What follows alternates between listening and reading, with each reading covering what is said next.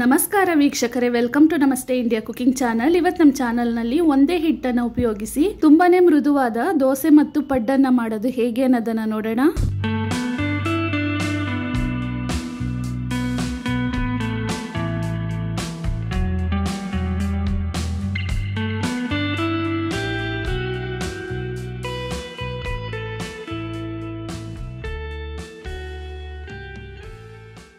ಒಂದು ಪಾತ್ರೆಯಲ್ಲಿ 4 ಲೋಟ ದೋಸೆ ಅಕ್ಕಿಯನ್ನು ಹಾಕ್ತಾ ಇದ್ದೀನಿ. ಇದ್ರ ಬದಲು ರೇಷನ್ ಅಕ್ಕಿಯನ್ನು ಸಹ ಬಳಸಬಹುದು. ಇದೇ ಲೋಟದಲ್ಲಿ 3/4 ಲೋಟದಷ್ಟು ಉದ್ದಿನ ಬೇಳೆ ಅಥವಾ ಉದ್ದಿನ ಕಾಳನ್ನು ಹಾಕಬಹುದು. 1 ಟೀ ಸ್ಪೂನ್ ಮೆಂತ್ಯ ಕಾಳನ್ನು ಹಾಕ್ತಾ ಇದ್ದೀನಿ. ಇದನ್ನ 3 ರಿಂದ 4 ಬಾರಿ ಚೆನ್ನಾಗಿ ತೊಳೆದು ಅಕ್ಕಿ ಮುಳುಗುವಷ್ಟು ನೀರನ್ನು ಹಾಕಿ 4 ಅವರ್ ನೆನೆಯಕ್ಕಿಟ್ರೆ ಸಾಕು.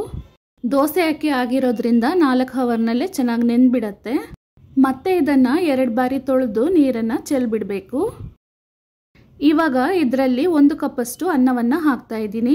ಅಂದರೆ 1 ಕೈ ತುಂಬ ಅನ್ನವನ್ನು ತಗೊಂಡಿದ್ದೀನಿ. ಇದನ್ನ ಮಿಕ್ಸಿ ಜಾರ್ನಲ್ಲಿ ಹಾಕಿ ಸ್ವಲ್ಪ ನೀರನ್ನು ಸೇರಿಸಿ ಪೂರ್ತಿಯಾಗಿ ನುಣ್ಣಗೆ ರುಬ್ಕೊಬೇಕು. ಒಂದು ಚೂರ್ನು ತರಿಯಾಗಿ ಇರಬಾರ್ದು. ಹಿಟ್ಟನ್ನು ನಾವು ಎಷ್ಟು ಸ್ಮೂತಾಗಿ ರುಬ್ಕೊಳ್ತೀವೋ ಅಷ್ಟು ಸಾಫ್ಟಾಗಿ ದೋಸೆ ಆಗತ್ತೆ.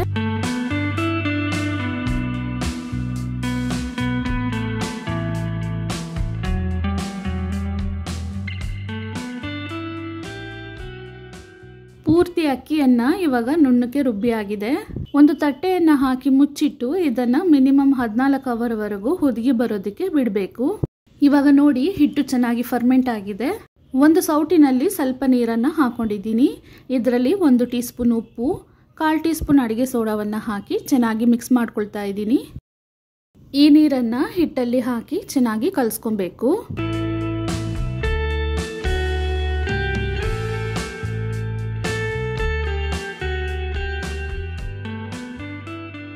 ಹಿಟ್ಟಿನ ಹದ ಸ್ವಲ್ಪ ಗಟ್ಟಿಯಾಗಿದೆ, ಆದ್ರಿಂದ ಇನ್ನೂ ಸ್ವಲ್ಪ ನೀರನ್ನು ಹಾಕಿ ಕಲಿಸ್ಕೊಳ್ತಾ ಇದ್ದೀನಿ. ದೋಸೆ ಮತ್ತು ಪಡ್ಡು ಮಾಡೋದಕ್ಕೆ ಹಿಟ್ಟು ತಯಾರಾಗಿದೆ. ತವಾವನ್ನು ಮೀಡಿಯಂ ಹದಕ್ಕೆ ಕಾಯಿಸ್ಕೊಂಡಿದ್ದೀನಿ.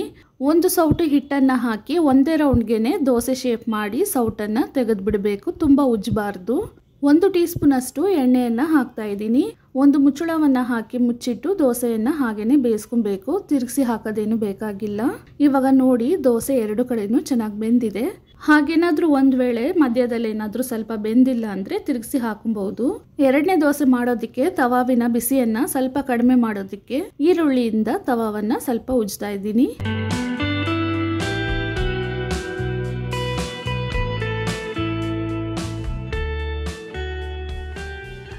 ತುಂಬಾನೇ ಮೃದುವಾದ ದೋಸೆ ಇವಾಗ ತಯಾರಾಗಿದೆ. ಇದಾದ್ಮೇಲೆ ಪಡ್ಡು ಮಾಡ್ಕೊಳ್ಳೋಣ. ದೊಡ್ಡದಾದ 2 ಈರುಳ್ಳಿಯನ್ನು ಚಿಕ್ಕದಾಗಿ ಕಟ್ ಮಾಡಿ ಇಟ್ಕೊಂಡಿದ್ದೀನಿ. 2 ಕಡ್ಡಿ ಕರಿಬೇವಿನ ಸೊಪ್ಪು, 4 ಹಸಿರು ಮೆಣಸಿನಕಾಯಿ ಮತ್ತು 1 ಮುಷ್ಟಿಯಷ್ಟು ಕೊತ್ತಂಬರಿ ಸೊಪ್ಪು. ಒಂದು ಪಾನ್ ಅಥವಾ ಕಡಾಯಿನಲ್ಲಿ ಸ್ವಲ್ಪ ಎಣ್ಣೆಯನ್ನು ಹಾಕೊಳ್ತಾ ಇದ್ದೀನಿ. ಎಣ್ಣೆ ಚೆನ್ನಾಗಿ ಬಿಸಿ ಆದಮೇಲೆ 1/4 ಟೀ ಸ್ಪೂನ್ ಸಾಸಿವೆ ಪೂರ್ತಿಯಾಗಿ ಸಿಡಿದಾದ್ಮೇಲೆ 1/2 ಟೀ ಸ್ಪೂನ್ ಉದ್ದಿನ ಬೇಳೆ, 1/2 ಟೀ ಸ್ಪೂನ್ ಕಡಲೆಬೇಳೆಯನ್ನು ಹಾಕಿ ಲೈಟ್ ಕಂದು ಬಣ್ಣ ಬರೋವರೆಗೂ ಸ್ಟವನ್ನು ಲೋ ಫ್ಲೇಮ್ನಲ್ಲೇ ಇಟ್ಟು ಹುರ್ಕೊಬೇಕು.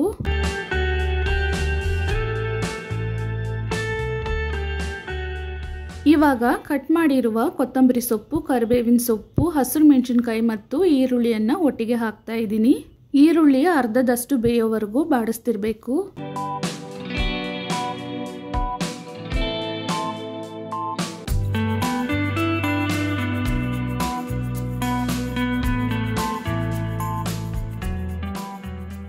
ಇದರಲ್ಲಿ ಒಂದು ಚೂರು ಅರಿಶಿಣದ ಪುಡಿಯನ್ನು ಹಾಕ್ತಾ ಇದ್ದೀನಿ. ಇದನ್ನು ಸೇರಿಸಿ ಬಾಡಿಸ್ಕೊಬೇಕು.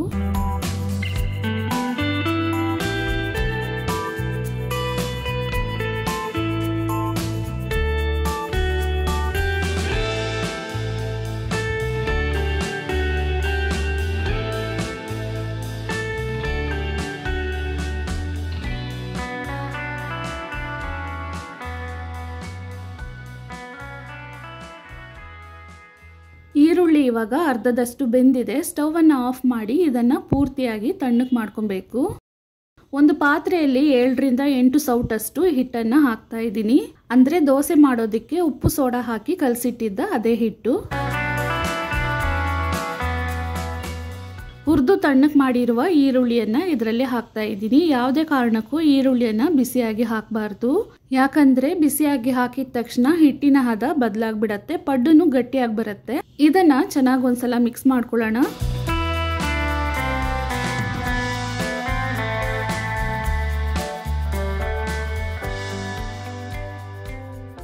ಪಡ್ಡು ಮಾಡೋದಕ್ಕೆ ಹಿಟ್ಟು ಇವಾಗ ತಯಾರಾಗಿದೆ. ಪಡ್ಡುವಿನ ಹಂಚನ್ನು ಮೀಡಿಯಂ ಹದಕ್ಕೆ ಕಾಯಿಸಿಟ್ಕೊಂಡಿದ್ದೀನಿ. ಇದರಲ್ಲಿ ಒಂದೊಂದು ಸ್ಪೂನ್ ಎಣ್ಣೆಯನ್ನು ಹಾಕಿದ್ದೀನಿ.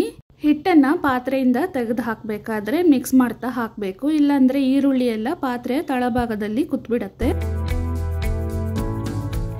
ಇವಾಗ ಒಂದು ತಟ್ಟೆಯನ್ನು ಹಾಕಿ ಮುಚ್ಚಿಟ್ಟು ಸ್ಟವನ್ನು ಲೋ ಫ್ಲೇಮ್ನಲ್ಲಿಟ್ಟು ಇದನ್ನು ಬೇಯಿಸ್ಕೊಳ್ತಾ ಇದ್ದೀನಿ.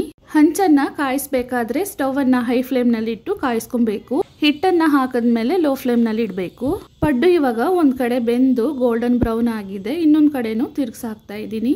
ತಿರ್ಗಿಸಿ ಹಾಕಿದ್ಮೇಲೆ ತಟ್ಟೆಯನ್ನು ಮುಚ್ಚುವ ಅವಶ್ಯಕತೆ ಇಲ್ಲ.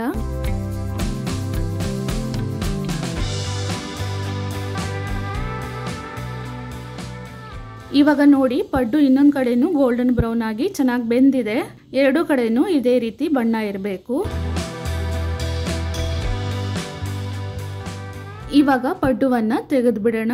ನಾವು ಮಾಡಿರುವ ದೋಸೆ ಮತ್ತು ಪಡ್ಡುವನ್ನು ತೆಂಗಿನಕಾಯಿ ಚಟ್ನಿ, ಟೊಮೆಟೊ ಚಟ್ನಿ ಮತ್ತು ಸಾಂಬಾರ್ ಜೊತೆಗೆ ತಿನ್ನೋದಕ್ಕೆ ತುಂಬಾನೇ ರುಚಿಯಾಗಿರುತ್ತೆ.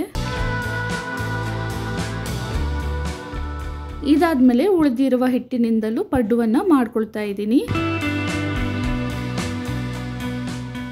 ವೀಕ್ಷಕರೇ, ಈ ವಿಡಿಯೋ ನಿಮಗೆ ಇಷ್ಟ ಆಗಿದ್ದರೆ ನಮ್ಮ ಚಾನಲನ್ನು ಲೈಕ್ ಮಾಡಿ, ಸಬ್ಸ್ಕ್ರೈಬ್ ಮಾಡೋದನ್ನು ಮರೆಯಬೇಡಿ. ಧನ್ಯವಾದಗಳು.